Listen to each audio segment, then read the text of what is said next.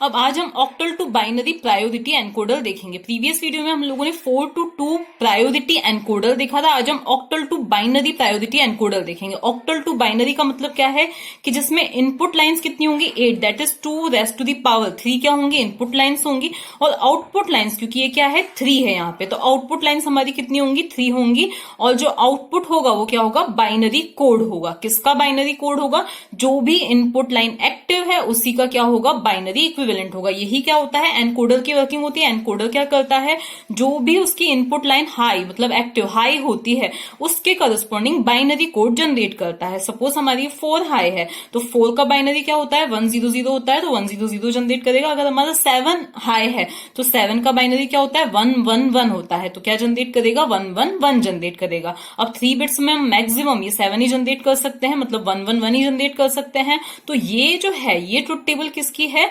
Octal to binary simple encoder की, priority encoder की नहीं, किसकी है ऑक्टल टू बाइनरी एनकोडर की है। अब ये एनकोडर की वर्किंग आप लोग जाके देख सकते हैं प्लेलिस्ट में, अदरवाइज मैं डिस्क्रिप्शन बॉक्स में इसका लिंक आपको प्रोवाइड कर दूंगी। तो कुल मिला कि ये क्या है octal to binary simple encoder है, प्रायोरिटी एनकोडर नहीं है। इसकी वर्किंग क्या है, अगर 2 हाई हुआ तो 2 के करस्पॉन्डिंग कोड जनरेट हो जाएगा, 1 ये 3 D3 हाई हुई तो 3 के करस्पॉन्डिंग क्या हो जाएगा बाइनरी कोड यहाँ पे जनरेट हमें आउटपुट में मिल जाएगा। ये है इनपुट्स और ये क्या है आउटपुट्स है।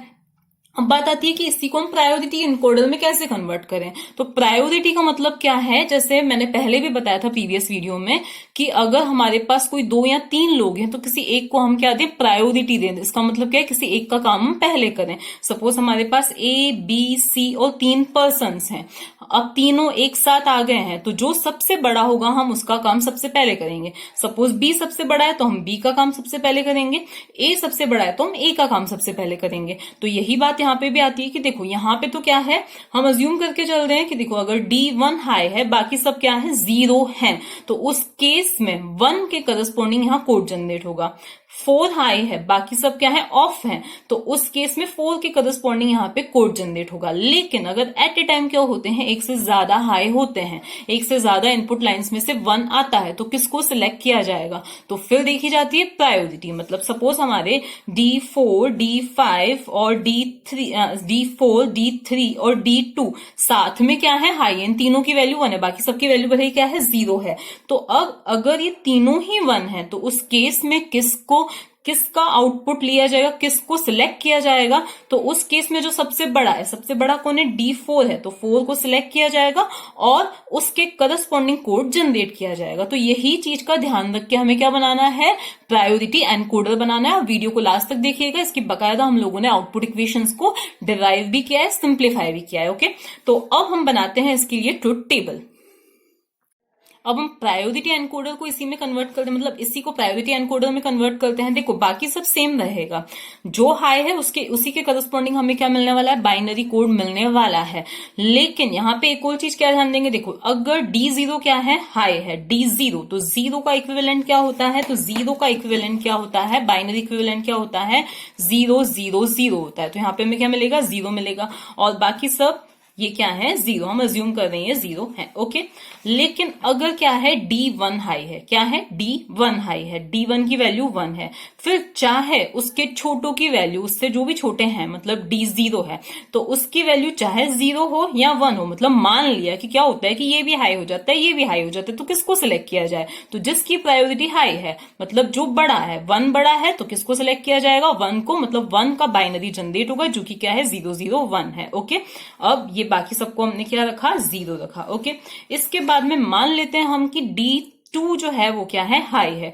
अब उससे जो छोटे हैं दैट इज उससे जो छोटी लाइंस हैं इनपुट लाइंस हैं वो अगर चाहे वो 1 हो या 0 है, क्रॉस का मतलब क्या है चाहे वो 1 हो या 0 है हमें फर्क नहीं पड़ता है। ओके, चाहे D0 की वैल्यू भी 1 हो या 0 हो कुछ भी हो, क्रॉस का मतलब 1 और 0 कुछ भी हो सकता है। ओके, तो उससे हमें फर्क नहीं पड़ता है, हमें यहाँ पे क्या मिलने वाला है 2 का इक्विवेलेंट दैट इज 0 1 0 ही मिलने वाला है। ओके, यहाँ पे हमने क्या पुट कर दिया 0 पुट कर दिया। ये हम क्या सारे केसेस ले रहे हैं। ओके, यहाँ पे आपको लग रहा होगा यहाँ पे हमने सभी जीरोस क्यों रखे हैं, कुछ भी तो हाई हो सकता है, तो हम अलग अलग केसेस को देख रहे हैं।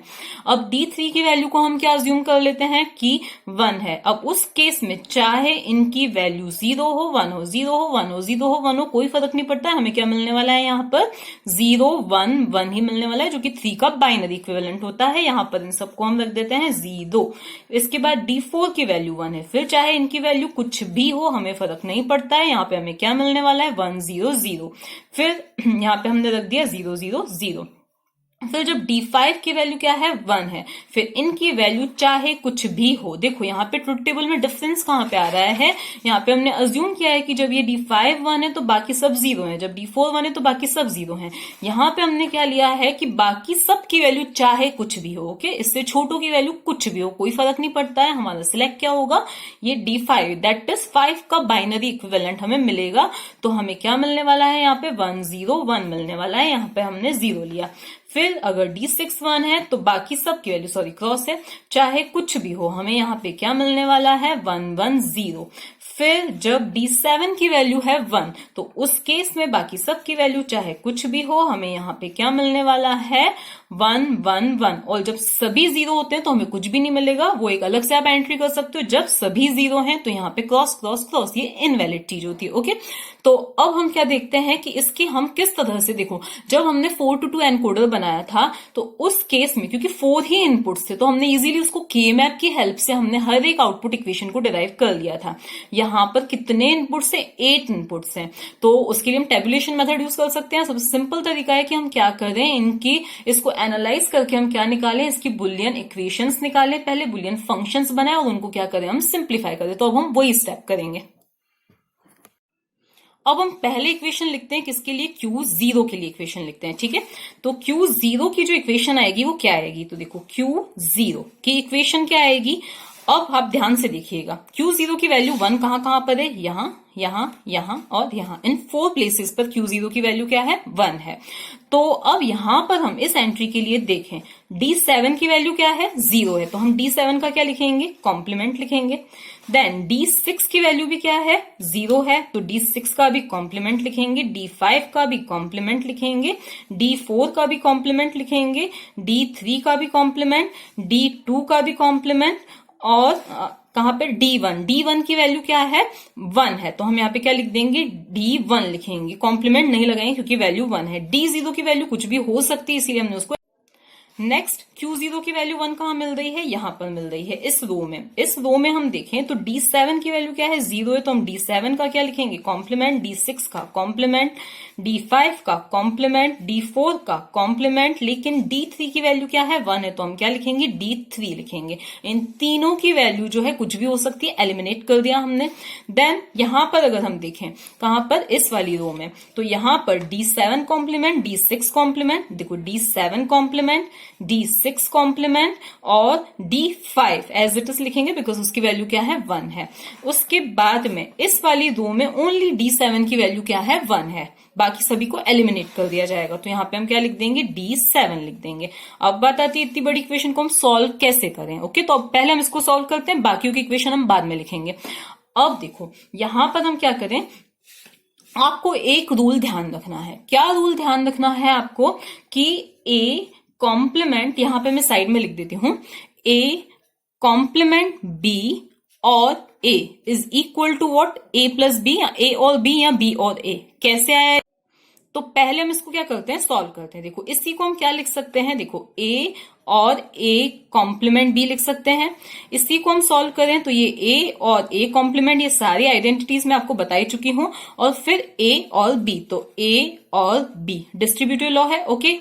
अब A और A कॉम्प्लीमेंट किसके इक्वल होता है, तो A और A कॉम्प्लीमेंट किसके इक्वल होता है 1 के इक्वल होता है, A और B।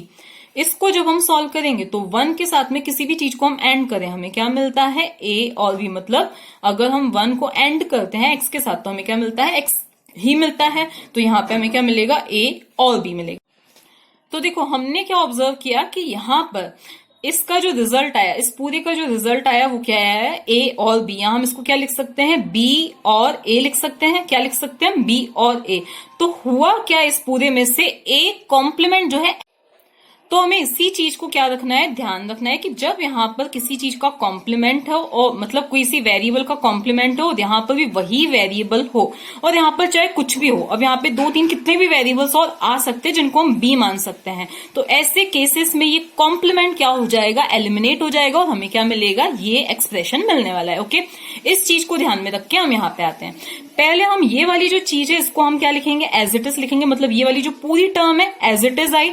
इसके बाद हमें क्या करना है, इस सेकंड टर्म को भी हमें क्या लिखना है, एज इट इज लिख देना है।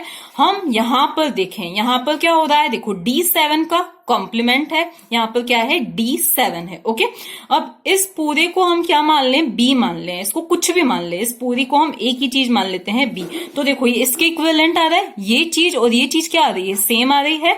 तो यहां पर ये जो D7 का कॉम्प्लीमेंट है ये क्या हो जाएगा, एलिमिनेट हो जाएगा और हमें सिंपली क्या मिलने वाला है, दिस और दिस मिलने वाला है। ओके, तो हम यहां पर क्या लिख देते हैं, देखो ये टर्म और हमें क्या मिलेगा, D6, D5 और D7। तो एलिमिनेट क्या हुआ, ये चीज एलिमिनेट हो गई क्योंकि यहां पर D7 था, तो D7 का कॉम्प्लीमेंट क्या हो गया, एलिमिनेट हो गया। इसी चीज को ध्यान रखिए, पूरी की पूरी इक्वेशन हमारी क्या होगी, सॉल्व होगी।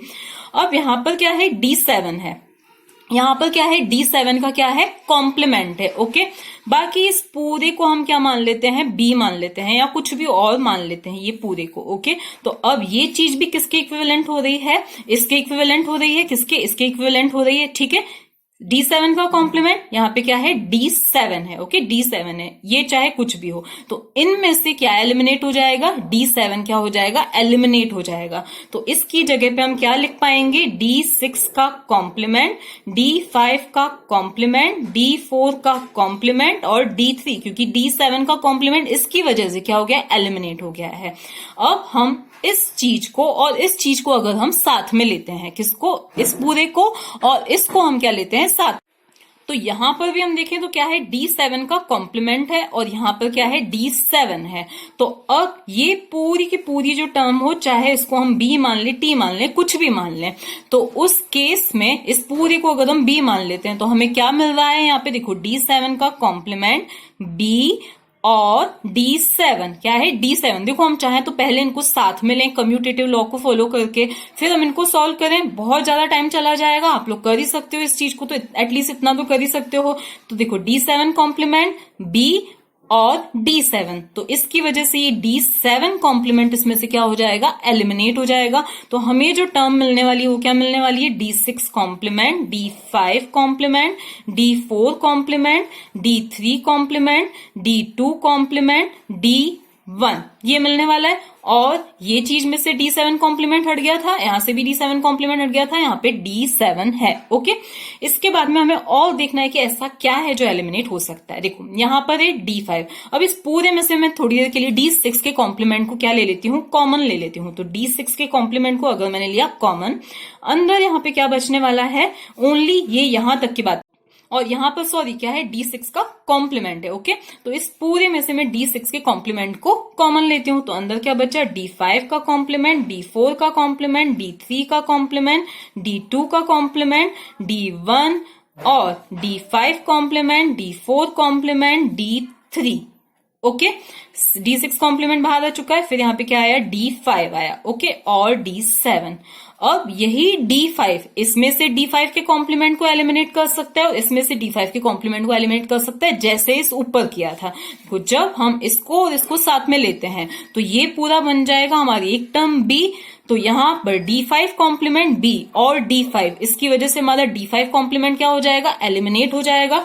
तो यहां पर हमारी जो टर्म आएगी, देखो ये D7 चलता रहेगा, यहां पर हमारी जो टर्म आएगी वो क्या आएगी, D4 कॉम्प्लीमेंट D3, यहां पर एंड है, इनके बीच में एंड है। ओके, और यहां पर D5 तो है ही, ये D5 कॉम्प्लीमेंट एलिमिनेट हो गया। इसी तरह से जब हम D5 को इसके साथ में और करेंगे तो इसमें से भी ये D5 का कॉम्प्लीमेंट क्या हो जाएगा, एलिमिनेट हो जाएगा। तो हमें क्या मिलने वाला है, ये D6 कॉम्प्लीमेंट तो ऑलरेडी है ही, यहाँ पर D4 complement, D3 complement, D2 complement, D1 और दिस, मतलब ये वाली हमें टर्म मिली। तो इस D5 ने इन दोनों के D5 कॉम्प्लीमेंट को एलिमिनेट कर दिया।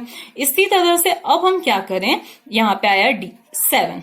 इसी तरह से अब हम क्या करें, इन दोनों में से किसको कॉमन ले लें, D4 के कॉम्प्लीमेंट को ले लेते हैं हम कॉमन अगर। ओके, यहाँ पे हमने लिखा D6 कॉम्प्लीमेंट, यहाँ पर D4 के कॉम्प्लीमेंट को हमने लिया कॉमन। अंदर क्या बचा, D3 complement, D2 complement, D1 और D3। ओके, ओनली इन दोनों में से लिया है। यहां पर D5 है ही, इस वाले ब्रैकेट की यहां पे क्लोजिंग, और यहां पे D7। अब ये D3 क्या करने वाला है, इस D3 के कॉम्प्लीमेंट को एलिमिनेट कर देगा।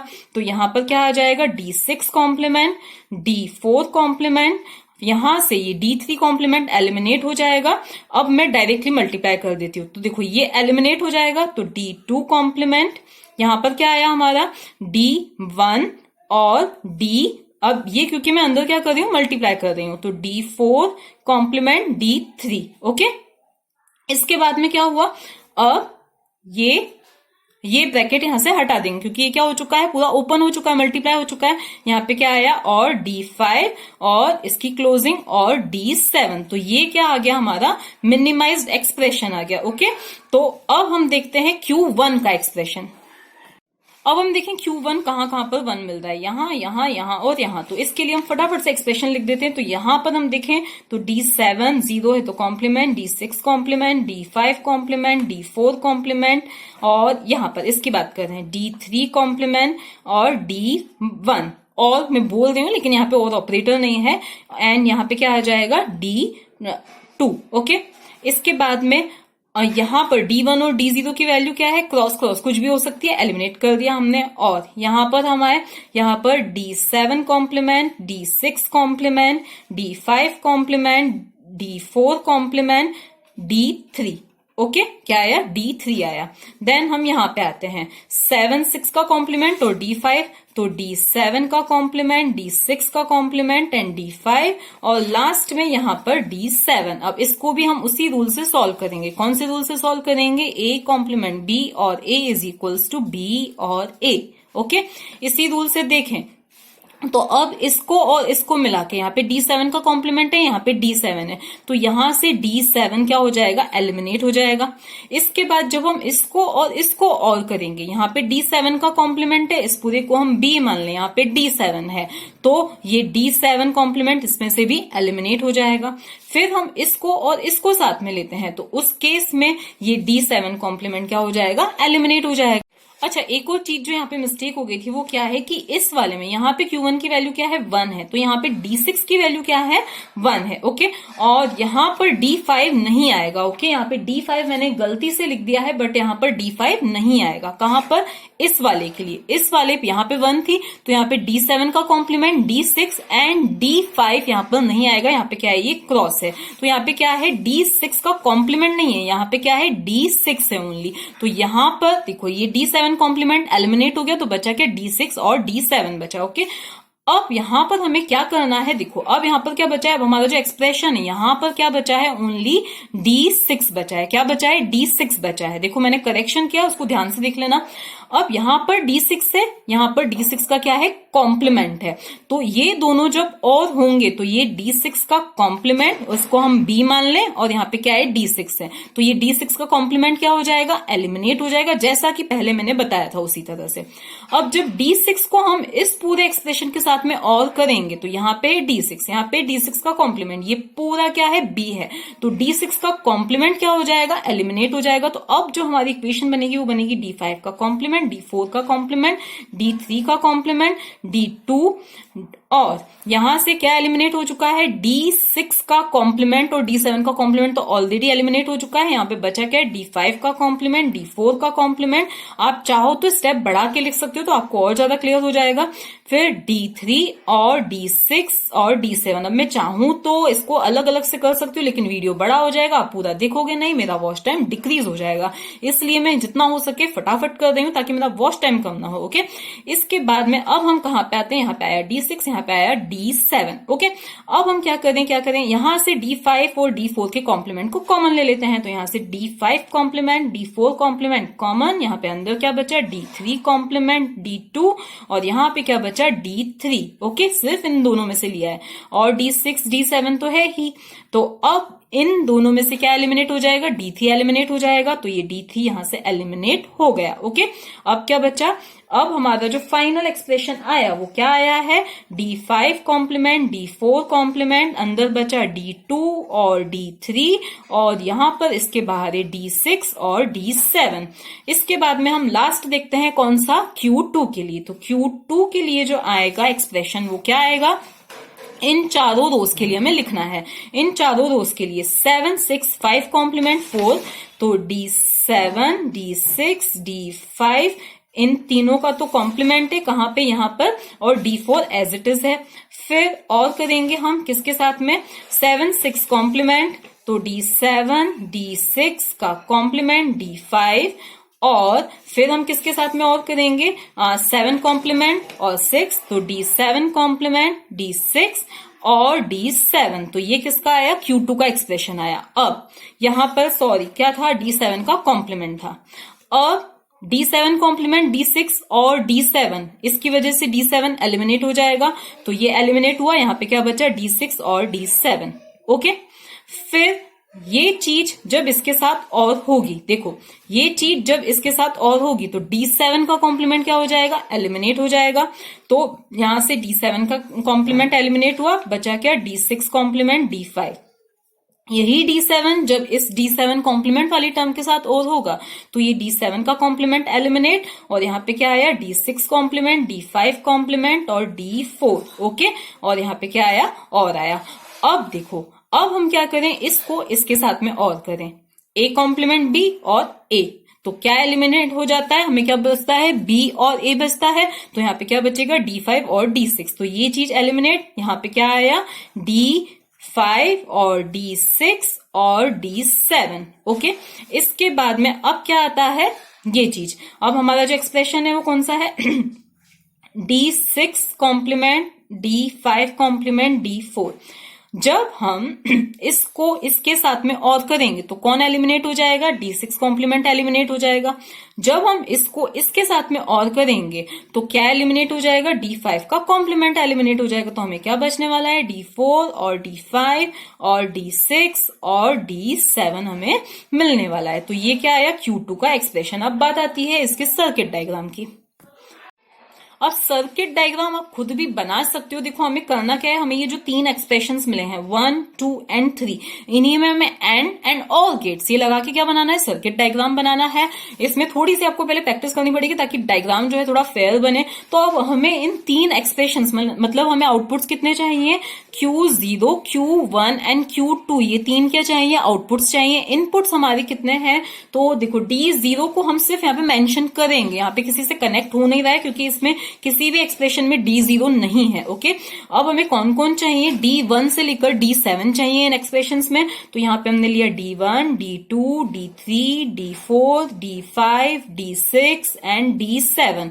अब इन्हीं की यहां से हम लाइंस ले लेंगे, तो 1 2 3 4 5 6 7। ओके, इन्हीं के हमें कॉम्प्लीमेंट्स की भी लाइन चाहिएंगी, तो ये इनके कॉम्प्लीमेंट्स की लाइन्स आ जाएंगी। तो ये हमने इनके कॉम्प्लीमेंट्स की लाइन ले ली। फिर हमें क्या करना है, बस अब हमें एंड और गेट्स लगा के क्या करना है, सर्किट को इम्प्लीमेंट करना है। तो ये यहाँ पे हमें क्या कर दिया, ये इस तरह से हमने कर दिया। ओके, अब हमें सपोज सबसे पहले चाहिए Q2 के लिए, तो हमें क्या करना है, Q4 5 6 और 7 को और कर देना है। तो यहां से हम क्या ले लेंगे, Q2 के लिए देखते हैं। तो पहले हमने क्या ले लिया, ये 4 देन 5 देन 6 देन 7, इनको हमने क्या कर दिया, और कर दिया। ओके, इसके बाद में नेक्स्ट हमें किसके लिए चाहिए, इसके लिए चाहिए। तो पहले हम क्या करें, 5 और 4 के बीच में के कॉम्प्लीमेंट के बीच में एंड गेट लगा दें। तो 5 और 4 के कॉम्प्लीमेंट के बीच में हम क्या लगा देंगे, एंड गेट लगा देंगे। तो इसके एंड इसके 4 किसके 4 और 5 के कॉम्प्लीमेंट के बीच में हमने एंड गेट लगा देना है। ये एंड गेट लगाया। फिर हमें क्या करना है, 2 और 3 के बीच में और गेट लगाना है। देखो 2 और 3 के बीच में और गेट लगाया, तो ये 2 एंड 3 के बीच में हमारा क्या लगेगा, देखो यहाँ पे स्पेस कम है अदरवाइज ये Q1 Q0 भी यहाँ पे इंप्लीमेंट हो जाता।